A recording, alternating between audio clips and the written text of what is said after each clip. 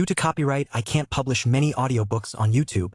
At our audiobook novel service, we offer access to over 300 full novels from Pocket FM, Webnovel, Audible, Wuxia, and more, all in high-quality audio format. Each novel is available with a one-time payment only. No subscriptions, no monthly payment, and no ads. Payments via PayPal or Ko-fi. To browse the full list of available novels, message me directly on Telegram or WhatsApp, or check out our full catalog on Discord. Chapter 450. Alaric's Worries. Alaric let out a sigh when he mentioned Zephyr. Seeing his expression, Giovanni placed his hand on Alaric's shoulder. Don't worry about Zephyr. It is a tough lion. I am pretty sure it will recover soon. Alaric forced a smile. I hope so. The three princes chatted briefly before they went their separate ways. There were so many things to prepare, so they didn't linger for long. Alaric headed back to their camp together with his subordinates. On their way to the camp, his mind was occupied with random thoughts about the adjustments to his mission. In the last Hell Mode mission, many warriors were killed. I hope there won't be too many casualties this time. Is there something on your mind, Your Highness? A concerned voice drifted into his ears. The one who spoke was the newest member of House Silversword, a transcendent knight named Nile.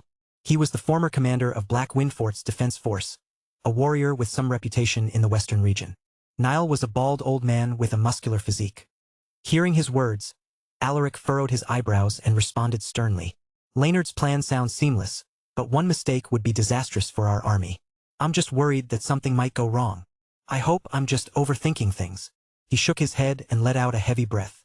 Nile didn't say anything when he heard his worries. He was afraid that he might say something that would hurt their morale. A moment later, the group arrived at their camp. Alaric issued a series of commands, informing everyone to make preparations for their departure. When the warriors heard that they would be marching soon, some of them revealed a look of unrest, while the others just stayed silent to hide their unease. It seems like everyone is also worried, Alaric thought to himself. In the next few hours, all the troops stationed in Ackland Pass began making their preparations. Each battalion was informed about their respective tasks, and some military officers even collaborated with the others to perform joint exercises to foster teamwork. However, they were time-pressed, so the warriors didn't learn much from the collaborative exercises. A few days later, the beating sound of the drums awakened the resting soldiers. Alaric opened his eyes and donned his battle armor. He then strapped his red cape to his shoulder guards. After making sure that everything was in place, Alaric grabbed his swords and tied them to his waist. He also tied a dagger to his leg and placed a concealed weapon in a hidden pocket beneath his armor. Your Highness, everyone is waiting for your command. Galanor's voice echoed from outside the tent. Hearing this, Alaric took a deep breath and stepped out of his tent. Upon stepping out, he saw Galanor and Sekus dressed in their armor waiting for him. Let's go, he told the two. Alaric could already see House Silversword's troops at a distance, standing in neat rows and columns. They radiated intense auras that coalesced into a dense cloud of mana. The battle hadn't even started yet, but the warriors were already looking like this. It seems like I have underestimated my troops' mental strength. With a proud look, Alaric jumped onto his mount, a disaster-grade war horse of a special breed. The horse snorted and moved forward when Alaric pressed its belly with his legs. Galanor and Sekus followed him on their horses. Looking at the stern-faced warriors, Alaric inhaled deeply and opened his mouth. Warriors of House Silversword, we are marching towards Haroon. Move out. Alaric pulled the reins to make his horse take a turn. He then lightly squeezed his legs, urging it to move slowly. The well-trained horse understood his intentions. It was a scorching hot weather, so everyone was covered in sweat, but no one complained as they followed Alaric to gather with the rest of Estania's troops. Haroon was located over 1,000 miles from Ackland Pass. Normally, it would be a month of travel on land, but due to the extremely hot weather, just like that, 2 weeks passed by in the blink of an eye. Night was approaching and the army was setting up camp in the middle of nowhere. The temperature was also starting to drop as the sky slowly darkened. The winds were becoming colder, so the troops divided themselves into various groups to create bonfires to help them regulate their body temperature. At this moment, Alaric was sitting in front of a bonfire, looking at the flickering flame with a blank expression. You have been really quiet since we left Ackland Pass. Ivana's voice drifted into his ears. Turning his head, he saw Ivana walking towards him with a big piece of skewered, uncooked meat in her hand. I can't shake off the feeling that we might encounter something terrible. Alaric didn't hide his thoughts from her. Ivana squatted down and handed him the skewered meat. Cook it yourself. Having something to do might relax your mind. Alaric smiled wryly as he took the skewered meat. He then stood up and approached the fire. He placed the skewered meat just inches away from the fire and mumbled. My father hasn't arrived yet, and it's making the troops worried.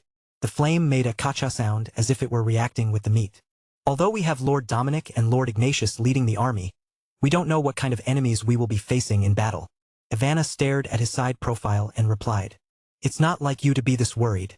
As long as we follow Leonard's plan, we should be able to take control of Atarkan without many casualties. Alaric's eyes were fixated on the flame as he responded. That is if things go according to plan. Ivana frowned at his words. Alaric was usually confident, but he had been acting strangely in the past few days. Is it because of what happened during our battle with the monster colony?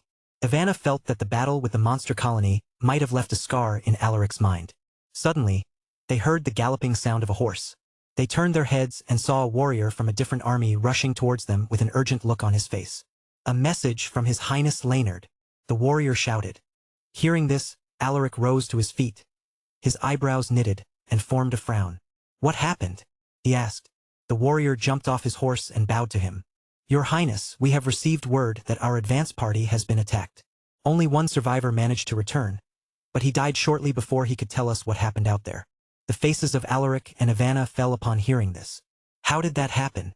Didn't our scouts say that there are no enemy troops in the area? This was what Alaric was worried about. An unforeseen situation that would compromise their plans. The warrior shook his head. The enemies seemed to have anticipated our route. His Highness Leonard also mentioned that there might be a spy among our highest-ranking military officers. Alaric narrowed his eyes. If that was true, their entire plan would be ruined, and the identity of their inside man, Fibrio, might already be compromised. Where is Leonard? Bring me to see him, Alaric told the warrior. Yes, Your Highness. The warrior nodded and hurried to his horse. Alaric turned his head and looked at Ivana. Don't mention this to anyone. If someone will come to find me, just give them a random excuse. Ivana nodded with a serious face. All right, you take care. You too. After giving her this instruction, Alaric rushed to his horse and left with the warrior. Leonard was marching with the Imperial Guards, which were positioned at the foremost point together with the Western region's military forces. At this moment, Leonard was in a heated discussion with Giovanni about the recent ambush on their advance party. What is going on? Shouted Giovanni, looking incredibly pissed. Surprisingly, Leonard was calm as if the death of their advance party didn't bother him. Calm down. Once Alaric is here, I will tell you what is happening. Giovanni clenched his fists and stared deeply at his older brother. If you can't explain this properly to me, I might fail to hold myself back from punching your face. Leonard chuckled nonchalantly at his threat. A moment later, they finally saw Alaric approaching them on his horse. The latter spotted them and pulled the reins.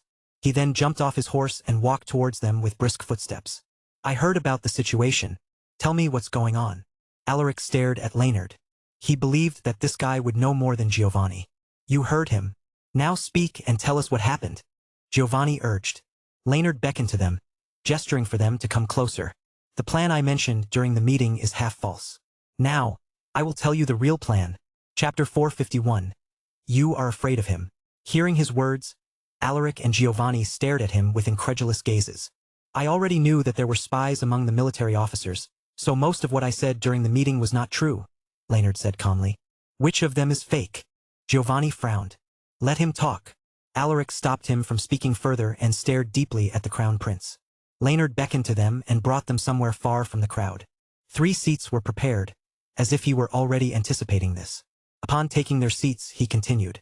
I wasn't certain which of our men could be trusted, so I purposely fed them with half-true information to make them reveal themselves. And do you know how many took the bait? He deliberately paused for a moment. 6 military officers. 5 of them are elite knights, and there is even 1 transcendent knight. Who are they? Tell me so I can go and behead them. Giovanni's aura subconsciously leaked out. No. Leonard shook his head. What do you mean? They are traitors. We must kill them at once. Giovanni was about to stand up when Alaric suddenly raised his hand. He is right. Killing those spies would indeed eliminate the threat, but we can also make use of them to fool the people of Haroun. Has this been your plan from the very start? Alaric glanced at the Crown Prince inquisitively.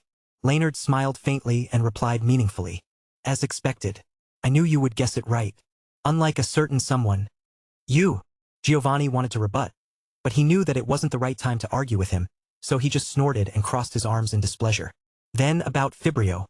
Alaric was more concerned about this. Leonard adjusted his sitting posture and smirked. We indeed have an inside man in Atarkan, but it's not Fibrio. That guy is our biggest obstacle in taking over Atarkan, so he must be eliminated. With the rumors I intentionally spread, he should be having a hard time right now. He chuckled playfully. By the time we get there, the southern part of Atarkan will be in chaos, and most of the city's military personnel will be gathered there to quell the situation. This will leave 3 of the city's main gates lacking in manpower, and that is where we will strike. Giovanni didn't want to admit it, but he was astounded by Leonard's schemes. On the other hand, Alaric frowned, seemingly in deep thought. Wouldn't it be better if we attack another city while they are focused on dealing with the issue in Atarkan? The spies must have already sent word that we are heading to Atarkan, so the neighboring cities will definitely send them military support. They will be too busy dealing with their own problems to send military support to Atarkan. Leonard chuckled in amusement. Hearing this, Alaric raised an eyebrow. Elaborate. Looking at his serious face, Leonard responded with a smile. I just sent a piece of information to the aristocrats of those cities. I told them that we will attack their cities with our full force. So you basically lied to them. Will they even believe it? Giovanni scoffed. Leonard sent his younger brother a look and said, My dear brother, if I send you a letter saying I will attack you with full force, will you do nothing? Giovanni was irritated by his tone, but he still tried to process his words. If I were to receive that kind of letter, even if there is a high chance that it is a lie, I would still fortify my defenses. Leonard chuckled when he noticed the change in his expression. No one will send military support to Atarkan. Well, there might be a few, but they won't be a threat to us. He shook his head with a confident smile. What about the death of our advance party? Is it part of your plan? Alaric asked with a cold look. They are warriors from House Vasiles. Leonard's smile suddenly vanished and was replaced with indifference. Several months ago, their lord sold off hundreds of our people as slaves to a merchant from Harun. If it wasn't for his ancestors' merits, I would have already destroyed his entire family. He muttered coldly. A noble selling slaves to another nation was considered an act of treason, and it was punishable by execution. This is only a warning for them. If it happens again, I won't be merciful anymore. Leonard said in a chilly voice. Alaric narrowed his eyes. He realized that this guy was a lot more dangerous than Giovanni. Are the venerables aware of this? Leonard nodded. I told them my plans. It seems like you have already taken care of everything. Do you want me to help you deal with those spies? Alaric volunteered. Leonard rejected his offer. That is unnecessary. I will take care of them myself. Alaric guessed that Leonard had other plans for the spies, so he didn't insist on the topic. Fine. If there is nothing else, I will go back to calm my subordinates. Alaric stood up. I'm leaving too. Giovanni also didn't want to stay with his brother. Leonard smiled and enthusiastically sent them off. Take care, you two. I will let you know if there are changes to the plan. After the two left, Leonard's smile disappeared. He raised his hand and made a hand gesture. Whoosh! 10 figures dressed in dark clothes suddenly appeared in front of him. What are your orders, Your Highness? With an emotionless voice, Leonard said. The people who killed our advance party, I want them dead. There must be no survivors. We obey your commands. Leonard waved his hand indifferently. The men dressed in dark clothes immediately left. Whoosh! Alaric and Giovanni were walking side by side when the former suddenly opened his mouth. Now I understand why you hate your brother. Giovanni frowned at his words. What are you saying? Alaric paused his steps and looked at him. You are afraid of him. Giovanni's eyes flashed with a glint. Chapter 452. Mount Tyrad. Giovanni didn't say anything. He just turned around and left while waving his hand. Still acting tough. Alaric chuckled while shaking his head. He then went back to his position and told his subordinates not to worry. He didn't tell them about Leonard's plan to prevent information from leaking.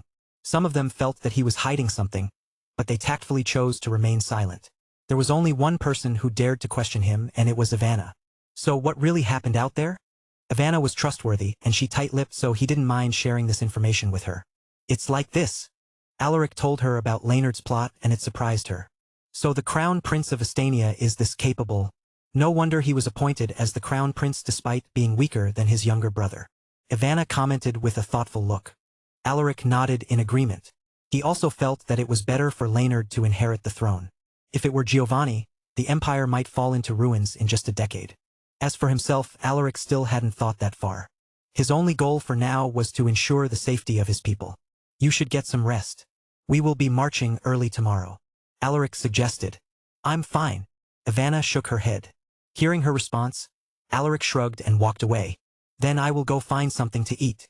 The next day before sunrise, the army marched, but this time, they took a different route. The sudden change in the route surprised many people, but no one dared to question the Venerable's commands. At this moment, Alaric was on his horse, leading the warriors of House Silversword. Just then, he saw Sikas riding towards him. Seeing him, Alaric gently squeezed his legs, urging his horse to move a bit faster.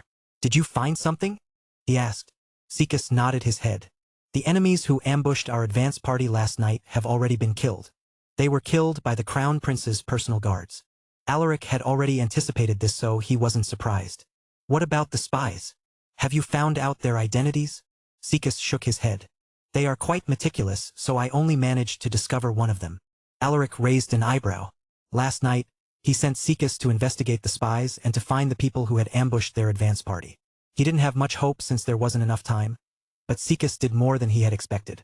"Who is it?" Alaric asked in a low voice. Sikas calmly responded. "It is a man named Stephen. He works for the Crown Prince. I saw him secretly leave his tent to send a messenger bird. This is the message he tried to send last night." He took out a small rolled paper from his inner pocket and handed it to Alaric. Alaric glanced at the letter and noticed that the seal was still there. He removed the seal and opened the letter. Interesting. In his past life, Stephen betrayed the Crown Prince and defected to Giovanni's side. Author's note: Stephen was already mentioned before. Check chapter 313 for reference. That would have happened again, but things were a lot different now. Giovanni had changed and become a slightly reliable guy. The conflict between him and the Crown Prince had also disappeared. Although there were still some minor disagreements, their relationship was a lot better now compared to what it was in Alaric's past life. "I thought that you would change now that the situation is different, but you are still the same traitorous bastard that you were in my past life. Stephen, oh Stephen, Laynard is not the man you want to be enemies with. He is much more terrifying than you can imagine." Alaric sneered as he burned the letter using his mana. "Laynard will take care of him. Don't mention this to anyone," he reminded. Sikas nodded indifferently. The army traveled for another week without encountering any issues, but when the 8th day came, there was finally resistance from Haroun's side. In front of them was a towering mountain called Mount Tyrad, and on top of this mountain was a mega fortress that housed more than 100,000 troops. The steep slopes of the mountain made it almost impossible for ordinary war horses to climb. To reach the fortress, only the cavalrymen with highly trained war horses could ascend, while the others would have to climb on foot. "Is it necessary to take over that fortress?" Ivana asked. She was unfamiliar with the terrain, so she couldn't understand the decision of the Venerables. Alaric had already received a heads-up from Laynard, so he was aware of the importance of this mega-fortress. The quickest route to Atarkan is to pass by Mount Tyrad, so if there are enemy reinforcements, they would have to go through this path. If we go straight to Atarkan, the warriors in that fortress will definitely attack us from behind. Once we are flanked, there will be confusion in our troops. We cannot let that happen. He added. "I see. Then, how are we going to attack the fortress when the terrain is against us?" Ivana inquired. Alaric chuckled. "Have you forgotten that we have 3 Venerables on our side?" Lucas Silversword had arrived a few days ago. His arrival eased the worries of the troops, and everyone also became more confident with him on board. "That's true." Boom! At this moment, an ear-splitting explosion suddenly rocked the mountain. "It has begun," Alaric mumbled as he lifted his head. He could see a huge cloud of smoke and dust above the mountain. The only person who could deliver that kind of powerful attack was Ignatius. In the next moment, terrified screams and the sound of mana cannons being fired resounded. "It seems like we don't even have to do anything." Alaric smiled faintly. From the intense fluctuations of mana, he detected that it wasn't just Ignatius who had attacked. Lucas and Dominic had also made their moves. Other than the 3 of them, Laynard even sent 10,000 Imperial cavalrymen to clean up the escaping enemy warriors. Chapter 453. Destroying the Fortress. Alaric calmly watched the burning mega-fortress above the mountain. To think that a fortress of this size couldn't even defend itself against 3 people. Mythical knights and 4-ringed beast soul grandmasters are just different. They are no longer humans. Someone from the back commented. The people who heard his words nodded in agreement. They were also shaken by the overwhelming power of the 3 Venerables. "Keep your eyes peeled. There might be enemies who will try to escape the encirclement," Alaric shouted to his troops. Although the possibility was low, he couldn't afford to be careless. "Yes, Your Highness," the warriors responded in unison. In just slightly over an hour, the mega-fortress above Mount Tyrad faced destruction. The station troops that numbered more than 100,000 were all killed. Not even a single one of them was spared. A signal arrow was fired, informing the troops below that the battle had ended. Seeing this, Alaric and the military officers immediately instructed their troops to comb the entire area to see if there were still any survivors in hiding. Alaric's mount was a disaster-grade beast, so it didn't have any trouble in ascending the steep slopes of the mountain. The higher he climbed, the more corpses he encountered. If this had happened on the first day of his regression, he would have felt some compassion, but he knew that killing these people was necessary. His eyes indifferently roamed through the scattered corpses, checking for signs of survivors. Suddenly, his eyes stopped on one of the bodies. He could sense slight fluctuations of mana which indicated that this person was still alive. Alaric sneered upon sensing this. If it were someone else, you might be able to fool them. Several months ago, he found out that his appraisal trait wouldn't work on dead people. It would only work on living humans and other creatures. Do you want to use appraisal on the selected target? Yes. No. Alaric chose yes, and the person's attributes were revealed in front of him. Hold on. He raised his hand, motioning for his troops to halt. The warriors who had followed him immediately stopped at his signal. Alaric lightly squeezed his legs, urging his horse to move slowly towards the person who was pretending to be dead. His subordinates watched him in confusion, wondering what he was trying to do. Just then, they saw him stabbing one of the corpses. Ah! Don't kill me! Everyone was stunned when they realized that the guy was alive. Alaric didn't stab a vital part, so the man still managed to scream. Please have mercy, my lord. I have a family waiting for me. The man pleaded. Alaric stared deeply at the man, seemingly contemplating his choices. While he was hesitating, a fierce look suddenly flashed in the man's eyes. He took out a concealed dagger and lunged at Alaric. Die, you Estanian dog! Alaric snorted and casually grabbed the dagger with his bare hand. How? The man stared at him in disbelief and terror.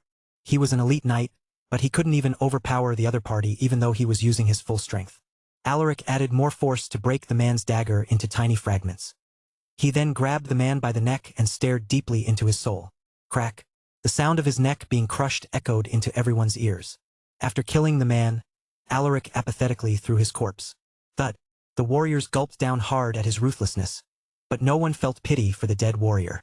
Check every corpse and stab their heads once, Alaric commanded while wiping off the bloodstains on his hand. Yes, your highness. The warriors immediately inspected the corpses around them, while Alaric headed to the top. When he arrived at the top of the mountain, he saw the ruined mega-fortress engulfed in flames. The three venerables were also there standing side by side as they watched the burning fortress. Sensing his presence, they turned their heads. Your highness. Dominic and Ignatius nodded to him. Lucas also gave him a nod. Greetings, venerables. Our men are currently inspecting the corpses to make sure that there are no survivors. Alaric reported. Is that so? Good job. Dominic smiled faintly. Alaric urged his horse to approach them and asked, is it necessary to burn the fortress? He felt that it would be much better to keep the fortress. We thought so too, but His Highness Laynard told us that there might be hidden mana bombs within the fortress which would kill our troops if accidentally triggered. His Highness said that rebuilding the fortress would be better than keeping a fortress filled with hidden mana bombs. Ignatius responded with a shrug. Alaric nodded upon hearing this. I see. That makes sense. Suddenly, a series of explosions erupted which caused the entire mountain to vibrate. It seems like His Highness was right. Lucas chuckled. Soon, the whole fortress collapsed. Looking at the ruins of the fortress, Dominic muttered with a stern look. We have a lot of work to do. After the battle, the army stayed on the mountain to handle the aftermath. A team composed of 10,000 people was tasked to deal with the corpses. Another team was also sent to clear the rubble and to gather usable materials from the ruins. Meanwhile, the auxiliary unit which was responsible for bringing the supplies and construction materials began the reconstruction of the fortress. At this moment, Alaric was helping with the reconstruction when Sikas suddenly appeared behind him. Your Highness! Alaric stopped what he was doing and wiped off the sweat on his face. Are there any casualties on our side? Of the 10,000 cavalry riders sent with the venerables, 857 were killed. 2388 are severely injured and they are currently receiving treatment. As for our people, everyone is unharmed. Sikas calmly replied. Alaric nodded upon hearing this. The casualties were negligible compared to the number of enemies they had killed. What about the task I gave you? He asked. Chapter 454. Laynard's Guess. I have completed what you asked for. Sikas nodded. All the messenger birds they sent have been killed and we also took the letters. What do you want me to do with those letters? Alaric thought for a moment before he replied. Have someone trustworthy read everything and see if there is any important information we can find. Once you have read them all, burn them. Sikas saluted. I will do as you command. Alaric waved his hand and dismissed him. Sekus left right away.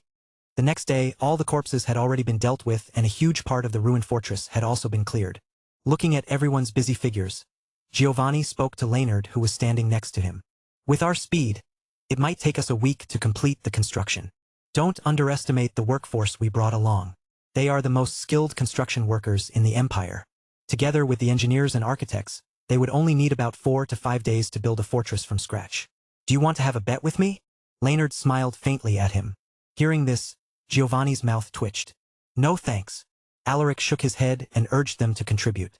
How about helping with the construction instead of just chatting here? He had been working all night together with the workers, so he only had a few hours of sleep. Who told you to help with the construction? Giovanni sneered at him. Leonard placed his hand on Alaric's shoulder and said, Don't underestimate our workers' abilities. Even without our help, they can complete this project in less than a week. Do you want to bet with me? Alaric pushed his hand away and snorted. Only an idiot like Giovanni would bet with you. Bastard. What did you say? With a fierce look, Giovanni rolled his sleeves and clenched his fists. Leonard laughed as he stood between. That's enough. Let's get something to eat instead of fighting over here. Can't you two see that there are people watching? Giovanni turned around and muttered as he walked away. Go eat by yourselves. I'd rather eat alone. Leonard chuckled helplessly as he watched his brother leave. Please don't mind him, Alaric. Giovanni is only like this because of me. Alaric shook his head, looking completely unbothered by what had just happened. Don't worry. I know his personality very well. Leonard raised an eyebrow in surprise. You two must have developed a bond after the battle in Ackland Pass. That makes me jealous. Alaric couldn't tell if he was telling the truth or not, so he changed the topic. So what's next? Leonard's expression turned serious as he replied. We will leave 100,000 warriors here to protect the auxiliary unit. 400,000 of us will head to Atarkan as planned, while the rest will head to another route to divert the enemy's attention. While he was immersed in his thoughts, Leonard spoke. According to my subordinates, Atarkan is already in chaos.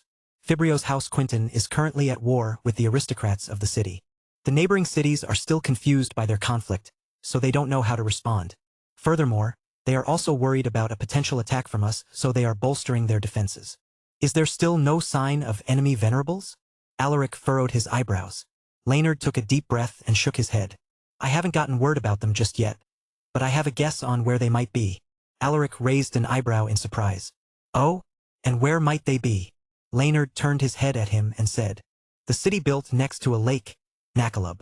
Alaric frowned. Nakalub was a prosperous city built between a super lake and a vast marshland. Because of this unique environment, the residents of the city were reliant on fishing to obtain their food. Nakalub also established its naval fleet consisting of more than 100 battleships, and each ship was capable of carrying several dozen to more than 100 personnel. If they are in Nakalub, we cannot make use of our cavalry and siege machines. That's true, but we don't need to attack Nakalub. Doing that would be suicidal since the city is well defended and has the advantage in terrain. Leonard suddenly smiled. Do you still remember our 5 target cities? He asked. Alaric thought for a moment and nodded. Yes, how could I forget them? With a mysterious smile, Leonard said, I will give you a clue. Think about where those 5 cities are located. Alaric furrowed his eyebrows and rubbed his chin. The 5 cities, hold on. He seemed to have understood something. All 5 cities surrounded Nakalub.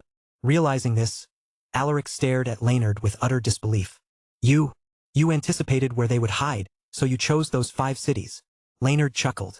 As long as we take control of those 5 cities, Nakalub will be sandwiched. They might even be forced to reveal themselves before we control all 5 of them. You cunning bastard! Alaric was reeling in shock. Leonard tapped his shoulder and reminded him in a gentle voice. Don't mention this to anyone. I only told you since I trust you. Of course. Alaric nodded with a serious face. Don't give me that look. I'm only guessing here. Leonard was amused by his expression. Guess my ass. Leonard shrugged. I still have matters to attend to, so I will take my leave first. You should make some preparations and tell your troops to get ready. We will be heading to Atarkan in 2 days. Alaric nodded. All right. Leonard didn't linger and left right away after bidding him farewell. Look at him go! Alaric mumbled while shaking his head. Leonard had the ability to eliminate Giovanni silently, but the fact that the latter was still alive until now was proof that he still valued their brotherly relationship. The relationship of the imperial family is truly complicated. Alaric left after shaking off his random thoughts. Chapter 455. attacking Atarkan. 2 days later, Astania's troops left Mount Tyrad, leaving 100,000 warriors to protect the auxiliary unit. They navigated through the mountains, bypassing the enemy strongholds to speed up their advance. To reach Atarkan without alerting the enemy, they had to go through an unexplored area that was said to be home to numerous powerful monsters. With the help of the highly trained scouting units, the army was able to find the least dangerous paths. 2 weeks after they left Mount Tyrad, they finally arrived at the Baikan Plains, a vast expanse of ownerless land. Watch your steps. There are plenty of venomous snakes and insects here, Alaric reminded his troops. All the military officers had already been briefed about the dangers on the road, which included the infamous venomous creatures of the Baikan Plains. When the soldiers heard his warning, their eyes flashed with fear. At this moment, Ivana urged her horse to move closer to Alaric. She then leaned forward and whispered, "Why didn't you tell them that we brought antivenom medicine with us?" Hearing this, Alaric replied with a serious tone, "We brought most of our trainees for this expedition and they need to train their senses. Otherwise, they would only be a hindrance." Ivana nodded in realization. During the recent battle against the monster colony, she found out that there were many things to take note of other than the battle itself. One moment of carelessness would result in death, and in the worst scenario, one might even implicate their entire unit. Suddenly, Alaric saw a messenger approaching them. "Your Highness." The messenger greeted respectfully. Alaric simply nodded to acknowledge his greeting. "His Highness, the Crown Prince, has already left with 200,000 warriors. They are headed to the route that has been agreed upon," the messenger reported. "His Highness also said that he wishes you success in your task," the messenger added. Alaric smiled faintly. "Thank you for informing me. You may leave." The messenger bowed before he left. "I thought he was coming with us to Atarkan. Why did he join the other group?" Ivana raised an eyebrow in confusion. Alaric shook his head. "I have no idea. Since he is coming with them, it means that he is needed there." Ivana didn't understand what he meant and Alaric didn't bother to explain. "No one can guess what that guy is thinking. Not even me," Alaric thought to himself while shaking his head. Atarkan was currently embroiled in a major internal conflict due to the rumors that Fibrio Quinton was a spy. House Quinton denied the allegations, but no one believed them. More than a week ago, several aristocratic and martial houses banded together to attack House Quinton. Fibrio, the head of the household, was furious. He felt that they were deliberately using the opportunity to get rid of them. In his anger, he gathered all their allies to launch a fierce retaliation. The conflict between the two factions resulted in chaos. The officials tried to stop the two sides from fighting, but their efforts were in vain. Atarkan was so focused on their internal conflict that they failed to discover the predator approaching their territory. When they found out that Astania's troops were coming, it was already too late. "Set up the barricades," Alaric shouted to his men as soon as they entered Atarkan. The other military officers also commanded their troops to build their defenses while the enemies were yet to react to the situation. In half an hour, the troops managed to erect simple defenses. "Your Highness, enemies are coming." An urgent report came just after they had set up their barricades. With a calm look, Alaric waved his hand and shouted, "Archers forward and wait for my signal. Cavalry and infantry units, prepare to charge at my command." Upon hearing his commands, the warriors quickly headed to their respective positions. The warriors of House Silversword had trained for this very moment. Everyone already knew where to go. Even the newbies didn't make a mistake. Alaric nodded with satisfaction upon seeing this. Not bad. They look more comfortable now. Soon they felt the ground tremble. The sound of the enemy's war horns also echoed across the streets. "Archers, knock your arrows," shouted Alaric while making a hand signal. The archers moved in unison, knocking their arrows with synchronized movements. From the other side of the street, they could already see the enemy troops rushing towards them with heavy momentum.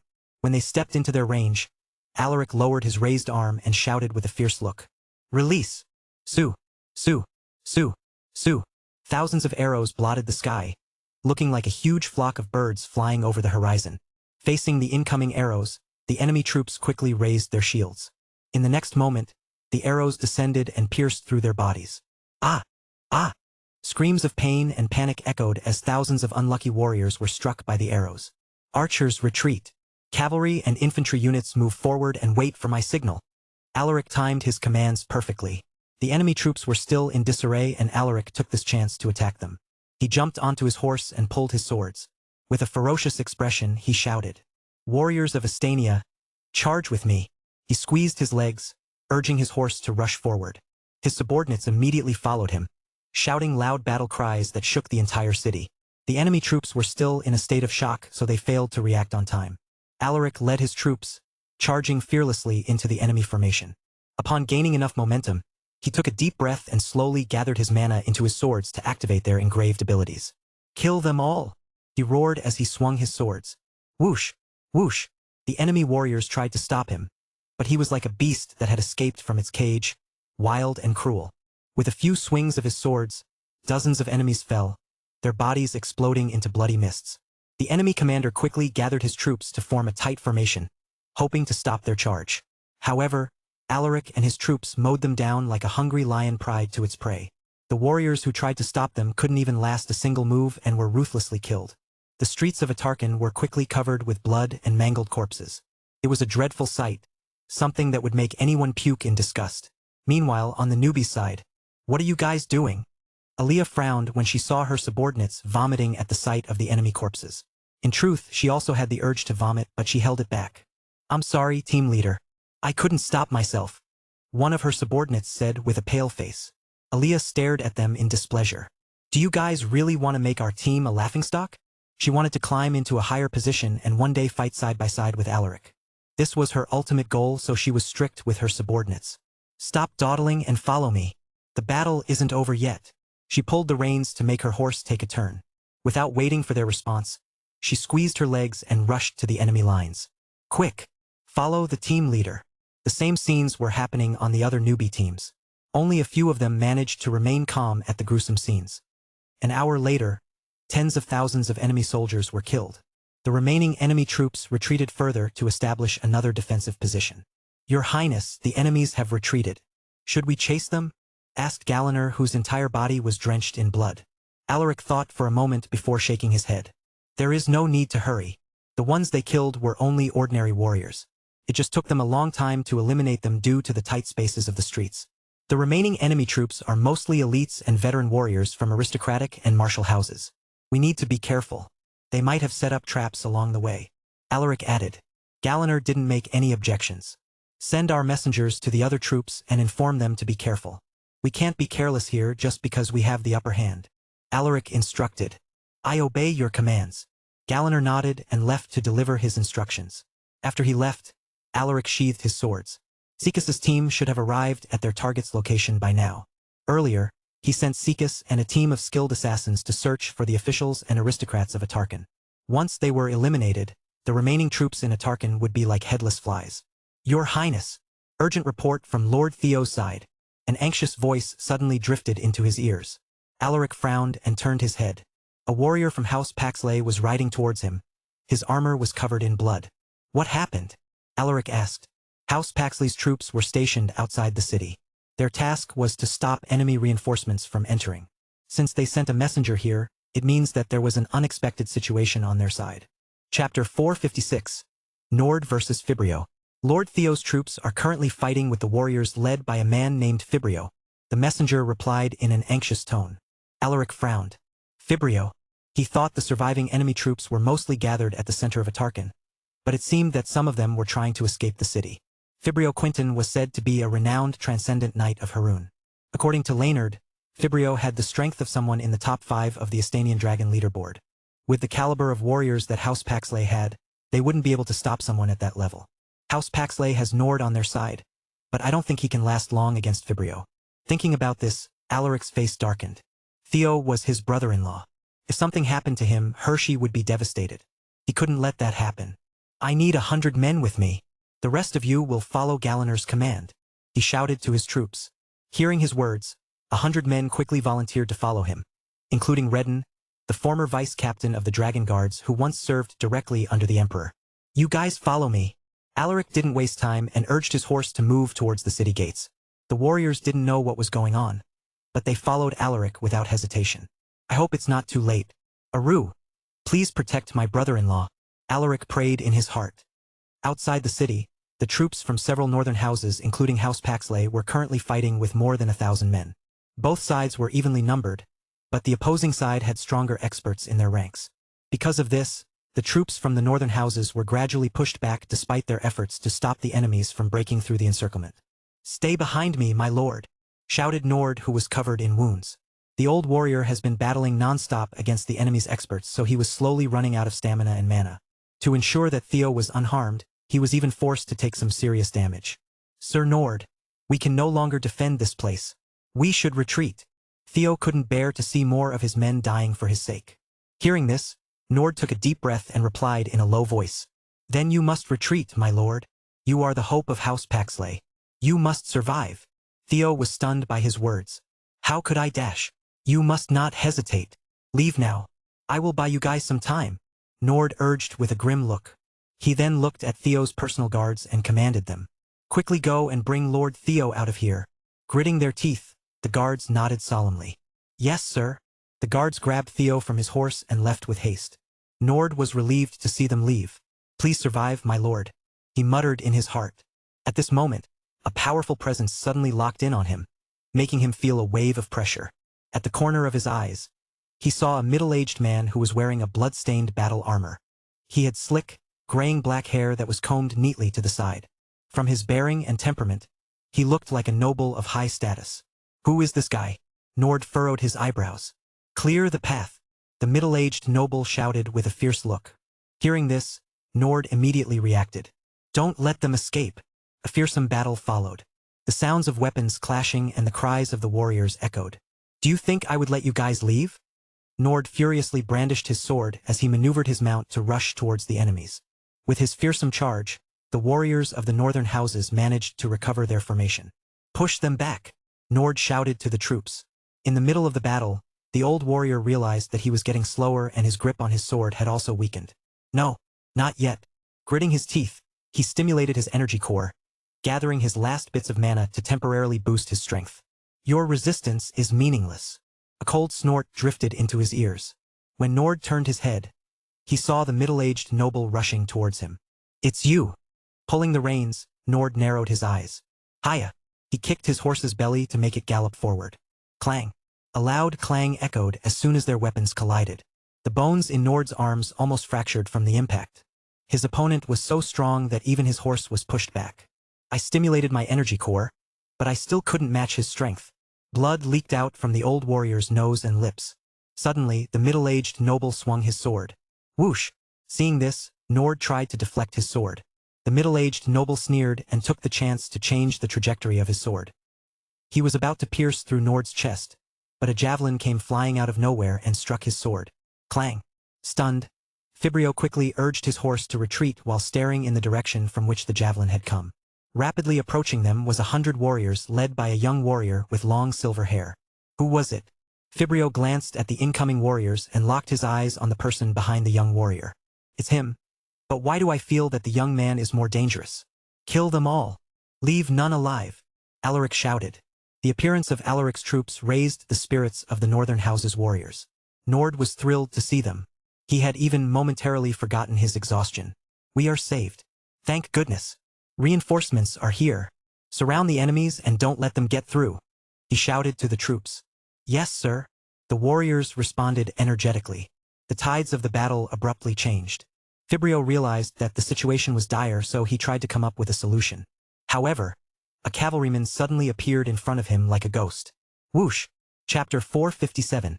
Resolving the problem. Clang. As their swords clashed, Alaric stared deeply into his opponent's eyes and muttered, "You must be Fibrio Quinton." Hearing this, Fibrio frowned. "Who are you?" Alaric didn't say anything and responded with a swing of his sword.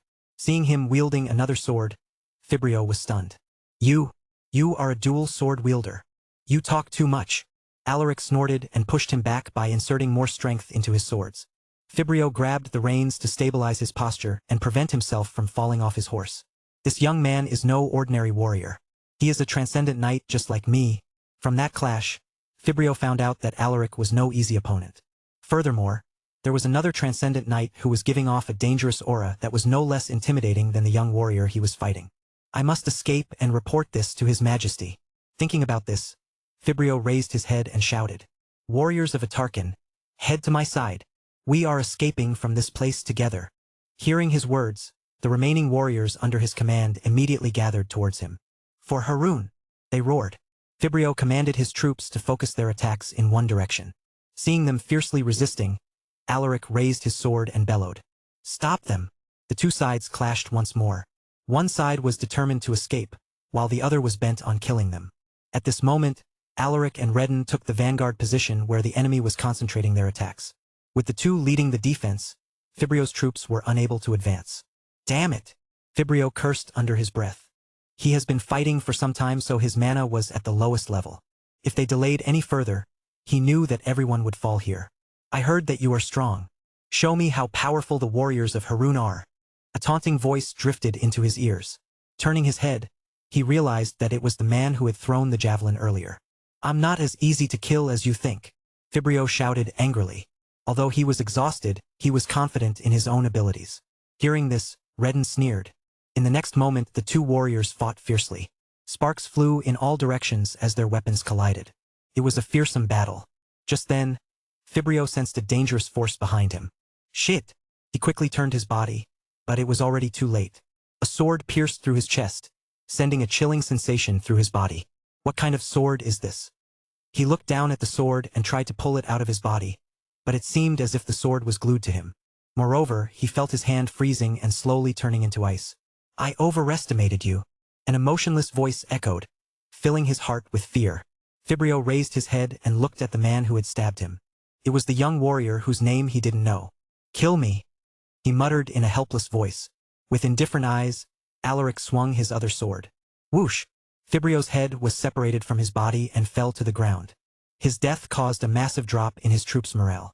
With no will to fight, they were quickly defeated. In a quarter of an hour, Fibrio and his army fell. Looking at the dead bodies scattered across the ground, Alaric commanded, "Tend to the wounded first. We will clean up the battlefield once the battle is over." Yes, your highness. At this moment, the injured Nord approached him with the help of two warriors. Thank you for your help, your highness. The old man bowed while grimacing in pain. Alaric accepted his gratitude with a nod. Theo is now receiving medical treatment. You can rest assured. Hearing this, Nord felt as if something was lifted off his chest. I'm glad to hear that my lord is safe. Now that the situation has been resolved, I must take my leave. The battle isn't over yet. Alaric left after saying these words. The central district in Atarkan was the last defensive stronghold of the surviving enemy troops. The large city with almost 200,000 troops was left with only slightly over 50,000 warriors. Inside one of the mansions in the central district, a fierce debate between the remaining aristocrats was held. We should surrender. There is no more hope for us, one of the nobles suggested. Are you out of your fucking mind? You want us to surrender to the dogs of Estania? That will never happen. He is right. Why should we surrender to those people? I'm sure reinforcements are coming as we speak. We just need to hold on until they arrive. Unbeknownst to them, several figures were lurking above the ceiling, watching their every move with unblinking eyes. In the middle of the heated conversation, a dagger was thrown at one of the nobles. Whoosh! No one knew what had happened, and they only realized that something was up when the man fell to the ground. Someone is dead. Oh no! Guards! There are intruders here. The nobles panicked upon seeing one of them being killed. To their horror, no one responded to their call. There was only an eerie silence which made them even more terrified. One of them tried to step out of the room, but a dagger suddenly pierced his throat. KHSHK. He didn't die right away. He emitted wheezing sounds as he convulsed on the floor. The nobles were scared witless as they watched the scene. Please spare us. We will pay you. Please don't kill me. They pleaded for their lives, but their voices soon died down as more daggers were thrown. KHSK. KHSK. In the blink of an eye, all the nobles inside the room were killed. Whoosh, whoosh. The people hidden above the ceiling jumped down. Check the bodies and make sure that they are dead, Sikas ordered emotionlessly. Yes, sir. The assassins responded in unison. While his subordinates were inspecting the bodies, Sikas stepped out of the room to check the situation outside. That should be all of them. Chapter 458. Taking control of Atarkan. At the main hall of the mansion, the revolting stench of blood lingered in the air. Dozens of corpses could be seen scattered on the floor. Most were intact, but there were some with their insides sticking out. It was a gruesome scene, but Sikas didn't even flinch at the sight of this. One of the warriors at the main hall sensed his presence and immediately greeted him with respect. Sir, we have eliminated all enemy forces inside the mansion. The other warriors also saluted Sikas, their faces filled with reverence. On their way to this mansion, they had witnessed Sikas's terrifying power. He could kill a group of cavalrymen noiselessly in just a matter of seconds. He was like a specter of death, silent and deadly. Sikas calmly nodded his head. Great work. You guys deal with the rest here. I will find His Highness to report the situation. He instructed in a low voice. Yes, sir. Whoosh. Alaric headed to the central district of Atarkan with his troops. Along the way, they encountered the other troops of Estania, cleaning up the streets. The glorious city had become a land of ruins. The tall buildings had collapsed and some big houses were engulfed in flames. Your Highness, there are civilians up ahead. How should we deal with them? Redden's voice suddenly drifted into his ears. Alaric was immersed in his thoughts, so he didn't discover the civilians. Focusing his eyes, he saw a large group of civilians hiding on the second floor of a collapsed building. Some of them possessed traces of mana, but it was so negligible that they were almost no different from an ordinary person. Alaric raised his hand and signaled his troops to slow down. He then pulled the reins of his horse, urging it to take a turn. Follow me and don't make any rash moves. He reminded his subordinates. We obey. Although the people hiding were civilians, Alaric didn't let down his guard. He kept his eyes on them, watching their every move. Soon, they arrived at the said building and the people inside were terrified. You don't need to hide. We have no intention of killing you. Quietly follow us and I promise that you will not be harmed. Alaric shouted. Their goal was only to occupy Atarkan. There was no need for them to kill ordinary civilians. It was also against his principles to harm defenseless people. A moment later, someone showed himself. It was a middle-aged man with tattered clothes and a bedraggled appearance. With a hesitant face, he opened his mouth. Are you telling the truth? Alaric nodded. I swear upon the name of my family. Hearing this, the middle-aged man's expression eased a bit. There are only ordinary residents here. I hope you are not lying to me. Half a minute later, more than 20 people exited the collapsed building. They looked scared, but they seemed to trust the middle-aged man unconditionally. Alaric became curious about the man's identity, so he used his appraisal on him. However, there was nothing special about the man. He wasn't even a knight apprentice and his attributes were ridiculously low. The only noteworthy things about him were a few art-related traits. Greetings, my lords. I am. The man introduced himself, but Alaric wasn't interested in listening, so he waved his hand indifferently. My subordinates will take you somewhere safe. As long as you don't do anything wrong, we will ensure your safety. Just as his words fell, a young boy, about the age of 7 or 8, stepped forward. He was holding a dagger with shaking hands, his eyes filled with tears. You killed my father. I will not forgive you. The boy shouted emotionally. Alaric's subordinates frowned at his words and some of them even grabbed the hilts of their swords, preparing to take action.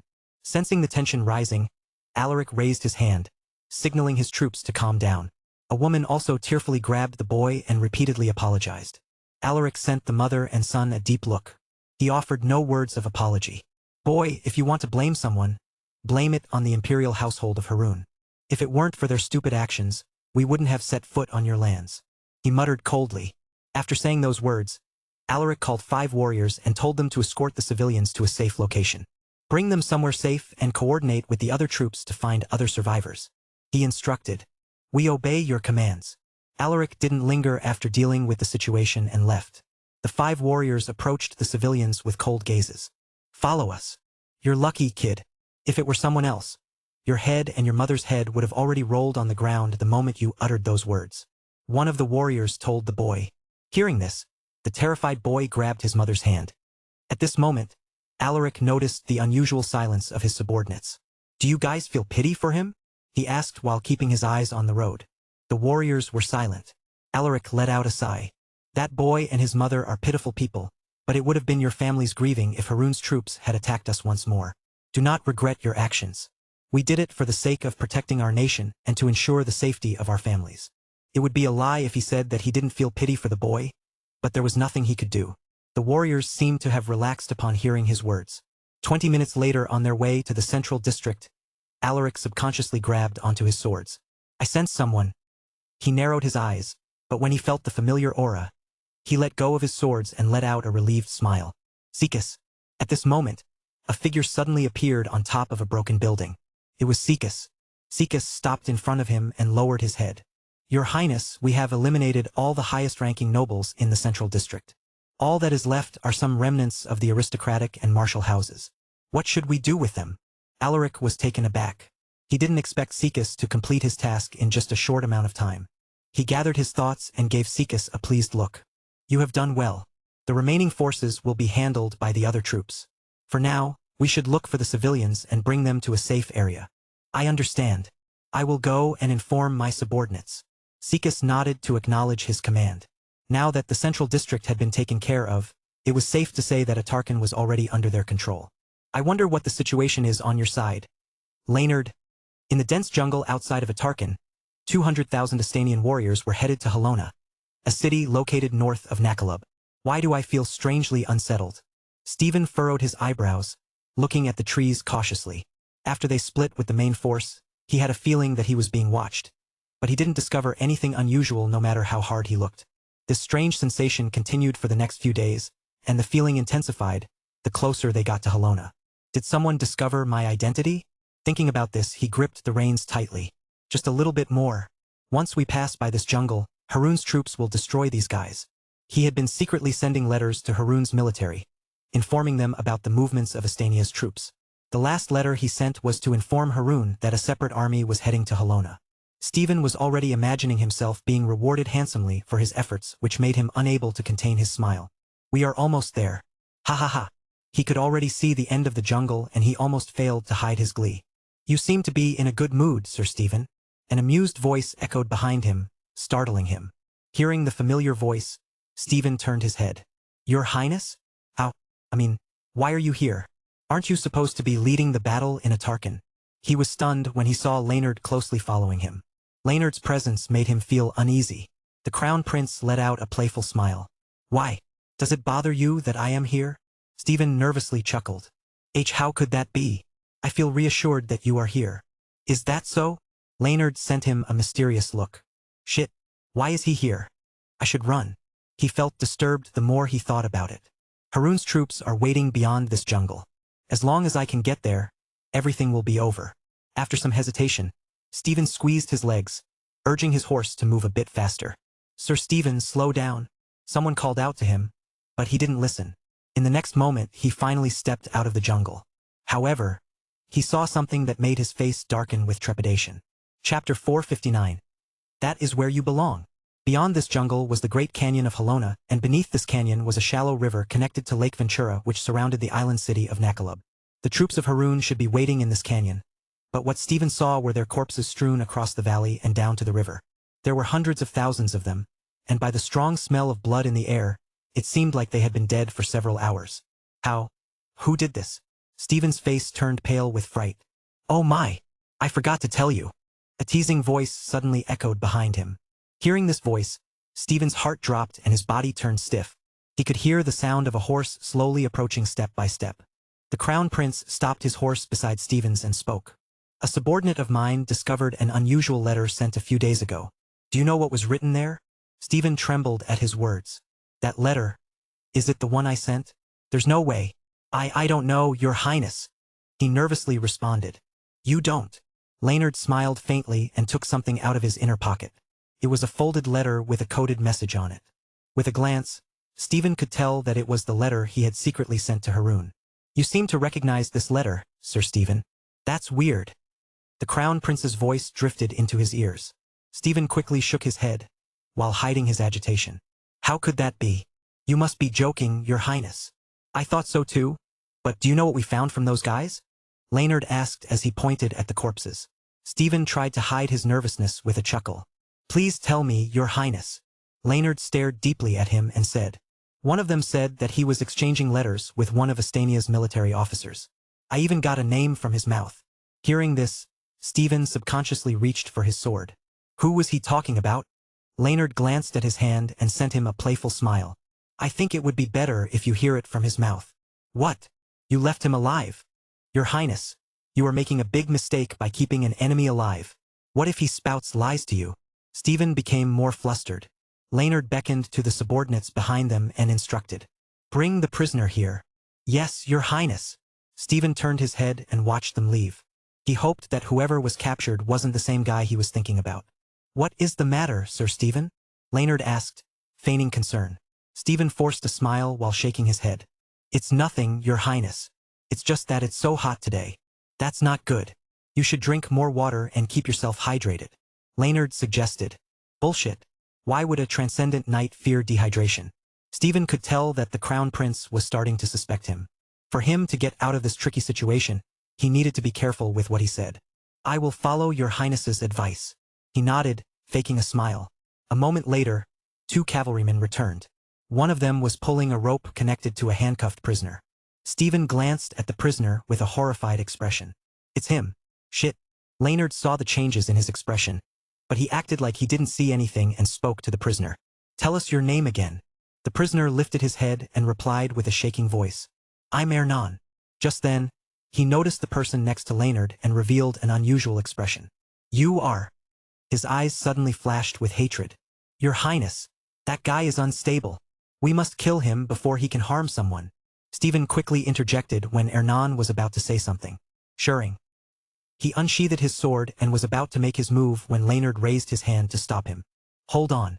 Did I tell you to do something? The previous warmth was gone and was replaced with a chilling voice. Stephen broke out in a cold sweat and hastily sheathed his sword. Please forgive me, your highness. Laynard pulled his eyes from him and turned his head to the prisoner. Hernan. Go ahead and speak. Hernan noticed the strange atmosphere between them and realized what was going on. He angrily pointed his fingers at Stephen and shouted. His face contorted with fury. You gave us false information and you want to kill me? You fucking bastard. I'm taking you down with me. What the fuck are you talking about? Are you trying to sow discord? Stephen blurted out, but... Enough! Laynard stared coldly at him. That is your last warning, Stephen. One more word from you and I will have your tongue removed. Do you understand? Stephen gritted his teeth and nodded, his face gloomy. Hernan laughed mockingly. Look, at you trying to save yourself.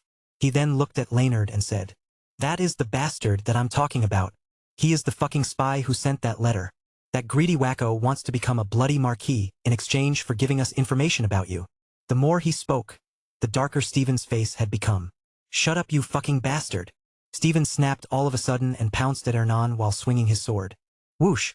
A figure appeared in front of him and blocked his sword. Clang! You traitorous bastard! How dare you betray us, Stephen? Stephen frowned as he looked at the old warrior in front of him. Marquis Tyrone. He muttered coldly. Tyrone Agalsitar, the man known as the Crown Prince's right-hand man. Author's note. Check chapter 180 in case you have forgotten this character. Don't you ever speak my name with that filthy mouth of yours. The old Marquis roared as he pushed Stephen back with a kick. Stephen snorted as he stabilized his foot on the ground. Since it has come to this, don't blame me for what I'm about to do. After saying these words, he jumped towards the Crown Prince. The old Marquis was stunned when he saw this. How dare you? Stephen ignored him and focused his attention on Laynard. Just as he was about to grab the Crown Prince, something unbelievable happened. The person whom he thought was just a powerless elite knight suddenly pulled his sword and slashed out at him. Whoosh! This aura? How is this possible? Stephen quickly blocked the sword. Clang! The force behind the attack sent him backward. With a stunned look, he muttered. Since when did you advance? Laynard ignored him and spoke in a chilling voice. Take him down, but don't kill him just yet. He must receive the kind of punishment that he deserves. As soon as his words fell, Marquis Tyrone together with a group of high-level warriors attacked Stephen. A battle broke out, but the commotion immediately died down. Stephen might be a skilled transcendent knight, but against a group of veteran warriors led by multiple transcendent knights, he was quickly apprehended. The old Marquis tied his limbs using mithril chains before locking him inside a steel cage. That is where a traitor like you belongs. Tyrone spat out in a mocking voice. Stephen didn't even have the energy to retort. His face and body were covered in bruises from the amount of beating he had suffered. However, no one felt pity for him.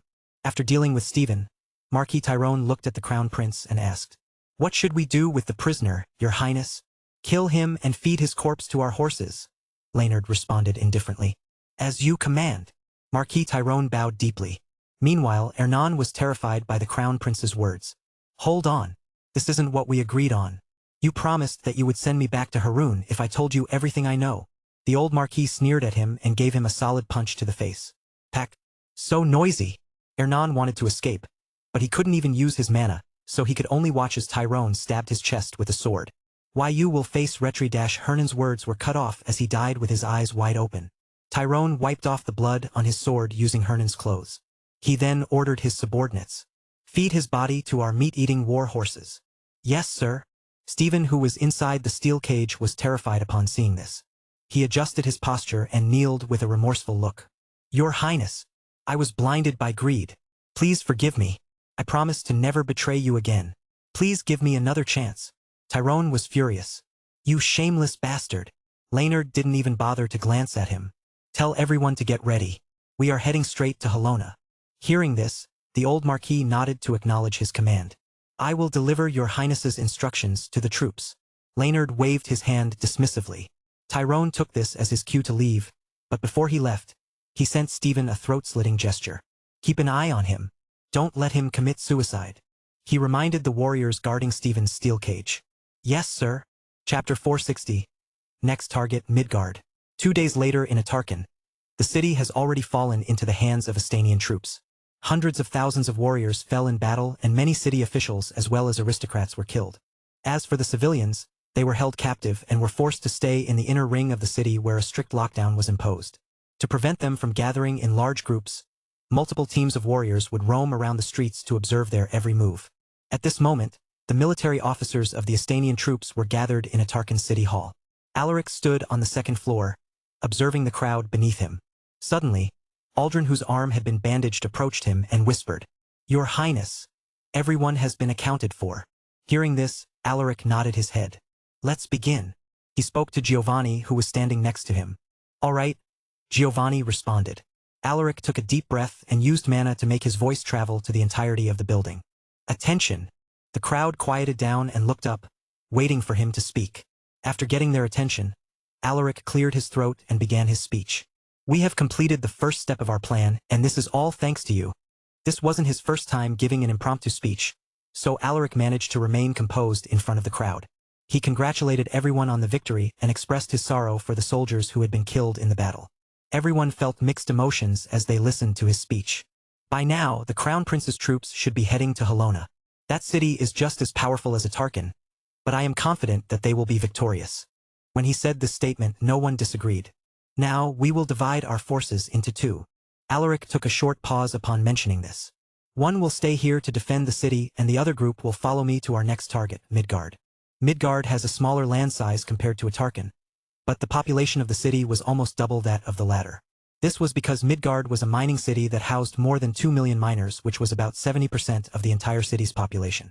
Midgard also held significant importance to Harun, so it was protected by an army of more than 200,000 warriors. The city's army was also more united since half of them were controlled by one man, a transcendent knight named Loras Marchand. Author's note: Loras was the transcendent knight who had fought with Marco Harald during the battle in Ackland Pass. See Chapter 381 for reference. Loras was a former decorated general and a high-ranking noble, but due to a conflict with the imperial family, he was reduced to a commoner and was forced to guard Midgard. Your Highness, how many warriors will be heading to Midgard? Someone from the crowd asked. Alaric stared deeply at the man and replied, Midgard's military is a lot stronger than Atarkan, and they are also more united, so I will bring 300,000 warriors with me. The rest will stay here and defend Atarkan. Hearing this, there was a commotion among the military officers. Some of them thought that 300,000 warriors wouldn't be enough to besiege Midgard. Others expressed their concern about leaving Atarkan with just 100,000 warriors. Silence! Alaric shouted with authority. Everyone immediately shut their mouths. I understand your concerns, but you can rest assured. I have full confidence in our victory. His confident voice resounded across the building. Alaric wasn't just saying this to make them feel relieved. There was a reason why he could speak with such confidence. This was because one of the venerables would be following them to Midgard. Lord Ignatius will be taking command of the army, Alaric announced with a faint smile. As soon as he said this, the military officers gasped in surprise. They all thought that the venerables wouldn't intervene in the battle and would only act when Harun's venerables came. Alaric took a step back and looked at Ignatius, who was hidden in the background. The four-ringed beast soul grandmaster revealed himself and calmly walked towards the stage. Your Highnesses! He gave the two princes a respectful nod before he looked at the gathered crowd. Warriors of Estania, are you ready to march with me to Midgard? There was no speech or any fancy words, but with his presence alone, everyone's morale skyrocketed. We are ready. We will follow you, my lord. Hearing their loud cheers, Ignatius smiled faintly. I will announce the troops that will be following us to Midgard. To those that will be mentioned, prepare immediately, for we will be departing tomorrow before sunrise. A series of names was announced. Those who were called were excited, and those who weren't felt a bit disappointed. Begin your preparations. Ignatius turned around after giving this instruction. The military officers left the city hall to deliver the news to their troops. Soon, only Alaric and a few others were left in the city hall.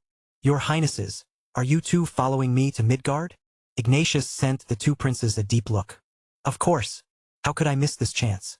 Besides, I heard that among the troops stationed in Midgard, there are survivors from the recent battle in Ackland Pass. Giovanni snorted. Alaric narrowed his eyes upon hearing this. Pardon my insolence, your Highnesses, but is that guy really there? Marco walked towards them with a cold expression. During the battle in Ackland Pass, he fought tooth and nail with Loras Marchon. He had almost died at that time, and he was only lucky enough to survive after being saved by Alaric. He hoped to face Loras once more and defeat him. Lord Marco, are you thinking of fighting that man again? Alaric frowned. Your Highness, please give me this opportunity. I feel that I would advance significantly if I win against him. Marco bowed his head. Facing his request, Alaric fell into a dilemma. Chapter 461, To Midgard. Marco might appear fine on the surface, but there could be hidden complications in his body that he didn't mention. Alaric didn't want him to fight a warrior like Loras in that kind of condition. However, he also couldn't bring himself to reject Marco. This might be Marco's chance to step to another level. What should I say? Alaric pondered deeply. He sent Giovanni a look hoping to hear some kind of advice from him, but the latter turned away, clearly with no intentions of intervening with the situation. This guy. Alaric was exasperated. Looking at Marco's hopeful face, he took a deep breath and said, Lord Marco, I'm sure you know that Loras is no ordinary transcendent knight. Fighting him could be dangerous even for you. Are you sure about this? Marco nodded with determination. I have thought it through, Your Highness. No matter the results, I will accept it even if I end up dying. Hearing this, Alaric sighed helplessly. You shouldn't say that, Lord Marco. We won't let that happen. Since you have already decided, I won't stop you anymore. You have my approval, and I'm sure Lord Ignatius is the same. Ignatius nodded in agreement. If you think that is an opportunity to overcome your limitations, then you have my full support. Marco was overwhelmed with gratitude. Thank you for your trust. I will not disappoint you. Alaric said a few more words of encouragement to Marco. Your Highnesses, my lord, I will take my leave first. I want to make some preparations before our departure. All right, you may go. After bidding them farewell, Marco left the city hall. Do you think he can advance to the next realm? Giovanni suddenly asked. Alaric raised an eyebrow and shook his head. It's hard to say. Even Lord Kristen, the undisputed rank 1 in the Estanian Dragon leaderboard, failed to become a mythical knight. But who knows? Alaric smiled faintly. He could see everyone's EXP through his appraisal trait, so he could tell if someone was about to advance. In Marco's case, he was still quite a distance from it, so it was unlikely for him to become a mythical knight soon. Among the people he had encountered, only a few were on the verge of stepping into this fabled realm. One of them was Kristen Evander, the commander of the Griffin Knights Order. Giovanni was dissatisfied with his response, so he turned his head to Ignatius. What do you think, Lord Ignatius? Ignatius smiled faintly and replied. Marco definitely has the potential to become a mythical knight, but I think that he still needs more time. Stepping into this realm is far more difficult than one could imagine. Just having a large amount of mana isn't enough. You need to have the right mental fortitude and sufficient talent to advance to this level. Giovanni furrowed his eyebrows and fell into deep thought. Alaric placed his hand on Giovanni's shoulder and chuckled in a teasing voice. You are still far from it. I might even advance before you do. Hearing this, Giovanni pushed him back and snorted. We'll see about that. Alaric shrugged. He then cupped his fist to Ignatius and bid him farewell. I will be taking my leave first. He waved at Giovanni and left with his subordinates. Meanwhile, Giovanni stared at his back and mumbled with a chuckle. That arrogant prick. My lord, I must go now. Just call me if you need anything. He nodded to Ignatius. Go ahead. Ignatius waved his hand with an amused smile. A few miles from Halona, Leonard's troops stopped to set up camp. The crown prince was speaking with his subordinates when a messenger bird suddenly flew towards him. You may leave. He dismissed his subordinates. After they left, he took the letter and opened it. This, Leonard revealed a knowing smile. They thought that we fell into their elaborate trap. How funny. The letter was from a scout unit he sent to Midgard, and it mentioned a shocking piece of information. An enemy venerable was stationed in the mining city. Leonard had a hunch that the enemy venerables were not in Nakalub, and it was just a ruse to confuse them. It seems like they have a strategist on their side. A mocking look flashed in his eyes. Lord Dominic, he called out. Whoosh! A figure appeared next to him. I'm here, Your Highness. My subordinates confirmed it. There is a venerable stationed in Midgard. This means that there is a high chance that one is stationed in Helona too. Hearing this, Dominic didn't give much of a reaction. He looked at the Crown Prince and asked, I see. Aren't you worried about them? Laynard knew who he was talking about. He shook his head and let out a smile. Lord Ignatius is with them. Why should I be worried? Besides, Lord Criston and his Griffin Knights Order are also with them. That's true. Dominic laughed. Laynard's face suddenly turned serious as he spoke. We will proceed according to plan. I will send Lord Lucas to cause a commotion. Once he draws out their venerable, that's when we will strike. Dominic cupped his fist respectfully. I will follow your arrangement. He didn't mind listening to the Crown Prince's orders. Although he had stronger martial power, he didn't have Laynard's military tactics. Laynard stared at the distant city with narrowed eyes. Tomorrow, Helona will fall into our hands. The next day in Atarkan, 300,000 warriors left the city under the lead of Ignatius. On the surface, it was Alaric and Giovanni leading the troops. They had deliberately made this arrangement to confuse the enemies and also to check if there were still spies in their midst. Midgard was quite a distance from Atarkan, and with the size of their army, it would take them more than a week to get there. For this trip, everyone prepared rations and supplies enough to last them for a month. If you want access to fast updates or the full novel in high-quality audio, contact me now and buy. I offer over 300 complete audiobooks from Pocket FM, Webnovel, Audible, and more. No locked episodes, no subscriptions, just one-time payment via PayPal or Ko-fi. Message me directly on Telegram or WhatsApp, or check out the full list of available novels on Discord. Start listening to your next favorite audiobook today.